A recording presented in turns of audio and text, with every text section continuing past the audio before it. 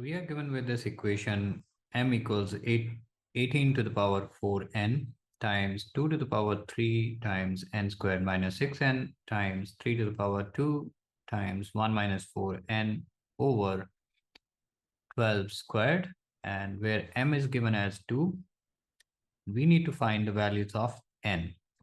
So let's try to break down the right hand side first and then see what we get.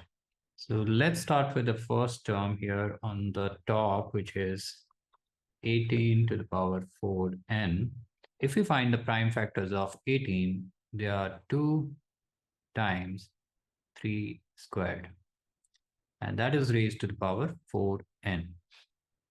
Now we can use the rules of exponents, that if you have a times b and then it is raised to the power n, and it is same as a to the power n times b to the power n.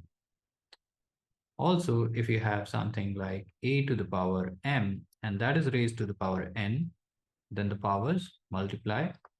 So a to the power mn.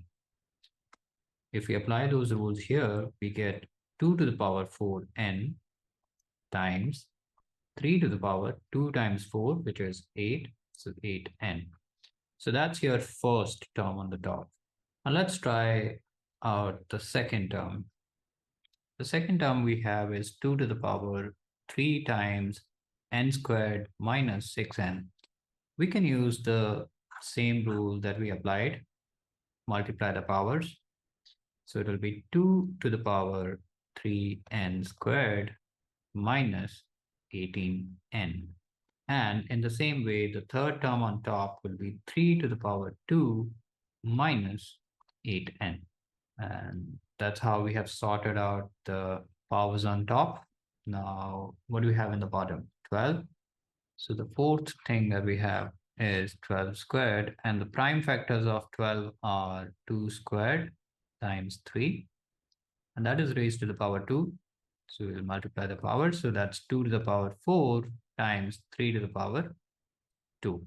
So we have broken down all the terms on the right hand side into powers of prime numbers. Now let's put them all together. So we have m equals 2 raised to the power 4n times 3 raised to the power 8n times 2 to the power 3n squared minus 18n times 3 to the power 2 minus 8n and divided by 2 to the power 4, 3 squared. Next, if we have something like a to the power b times a to the power c times a to the power d, if the bases are the same and you are multiplying, the powers add up. So it will become a to the power b plus c plus d. So doing the same thing, we will get m is equal to 2 to the power 4n plus 3n squared minus 18n times 3 to the power 8n plus 2 minus 8n, and that is divided by 2 to the power 4 times 3 to the power 2. So 8n and 8n cancels out, and here we can simplify. So m is equal to 2 to the power 3n squared minus 14n times 3 squared over 2 raised to the power 4 times 3 squared. We can cancel out 3 squared.